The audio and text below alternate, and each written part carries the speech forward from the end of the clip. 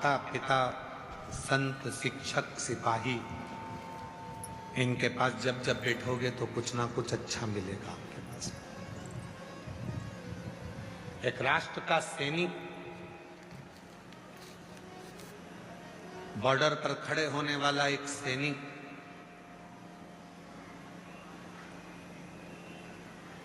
जब रिटायर होकर आपके नगर में, आपके गांव में, आपके क्षेत्र में आए और आपके गांव में वो रिटायर फौजी तुम्हारे गांव में जो रहता है उसके पास थोड़ा बैठना प्रारंभ करो तो तुम्हारे अंदर राष्ट्र और तिरंगे के प्रति प्रेम जागृत होना प्रारंभ हो जाए। एक रिटायर कर्नल, एक रिटायर फौजी जो अपनी सेवा देने के बाद रिटायर हो जाता है, सेवानिवृत्त हो जाता है और घर आ जाता है, उसके पास बैठो। माता पिता की सर्विस चली गई, नौकरी चली गई, रिटायर हो गए, दुकान छोड़ दी, व्यापार छोड़ दिया, रिटायर हो गए, बच्चों ने काम संभाल लिया, तो बच्चों से और परिवार से निवेदन है कि वो अपने बुजुर्ग माँ बाप के पास जरूर बैठें। जितना अनुभव उनकी जिंदगी में है वो तुम्हें देंगे और तुम्हें मंजिल तक पहुंचाने का कार्य करेंगे।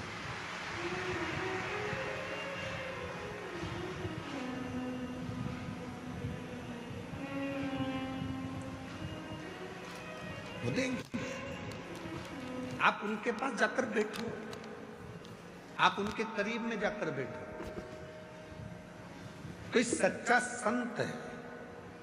आज के जमाने में सबसे कठिन बात तो यह है कि दिखावा इतना हो गया, ओरिजिनल संत तो मिल ही नहीं पाते।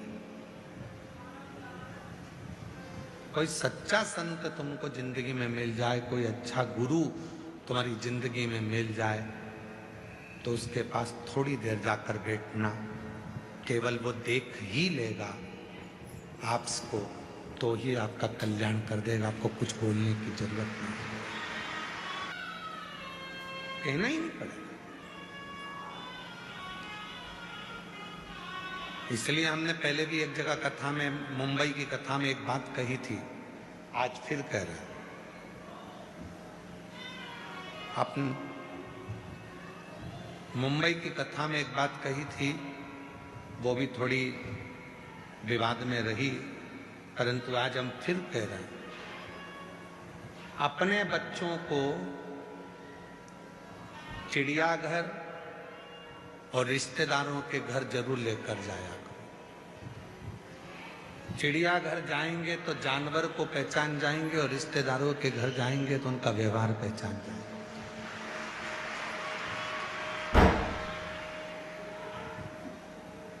इस बात का बुरा लग गया था, हमने मुंबई में कहा था कि तुमने रिश्तेदारों को जानवर से घोषित कर दिया। हम नहीं कह रहे हैं, हम तो कह रहे हैं व्यवहार पहचानने के।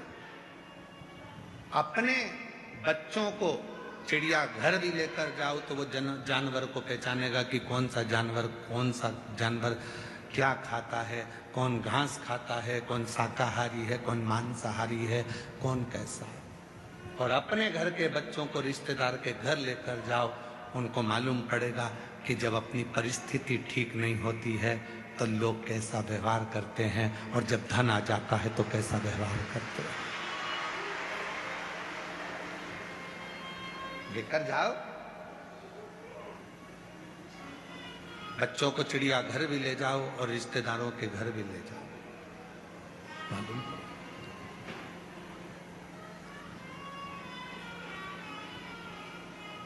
देख लिया संसार हमने, देख लिया सब मतलब के यार हमने देख लिया। झूठे नाते झूठे रिश्ते, झूठे नाते झूठे रिश्ते, अरे झूठा है संसार हमने देख लिया। सब मतलब के यार हम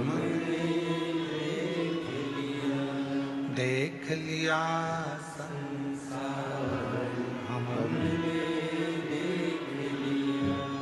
लेकर जाओ बच्चों को, चिड़ियाघर भी लेकर जाओ तो पहचानेंगे कि जानवर कैसा है।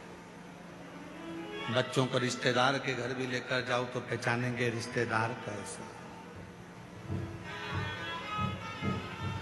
किस तरह का व्यवहार है उनका। जब धन नहीं होता तो कोई नहीं होता, जब धन बढ़ जाता है, वैभव बढ़ जाता है, सत्ता बढ़ जाती है, कुर्सी पद प्रतिष्ठा बढ़ जाती है, तो ढेरों रिश्तेदार बन जाते हैं, ढेर। कौन पूछता था तेरी रहमत से पहले, कौन पूछता? जब तक तूने कृपा ना करी तब तक कोई ना पूछा, और जब तेरी रहमत होना प्रारंभ हो गई तो लोग कहने लगे ये तो मेरे अपने हैं, मेरा रिश्तेदार, मेरा नातेदार, मेरा कुटुंबी, मेरा अपना। कौन पूछता था तेरी रहमत से पहले, कौन पूछा? इसलिए निवेदन कर रहे हैं, फौजी रिटायर हो जाए तो उसके पास जाकर बैठो, शिक्षक रिटायर हो जाए तो उसके पास जाकर बैठो। शिक्षक रिटायर हो जाए उसके पास थोड़ी देर बैठा करो, वो कहीं ना कहीं तुमको अच्छा ज्ञान देगा, अनुभव देगा।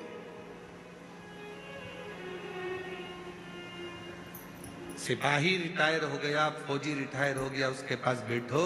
शिक्षक रिटायर हो गया, उसके पास थोड़ी देर बैठो। संत वृद्ध हो गया, बुजुर्ग है,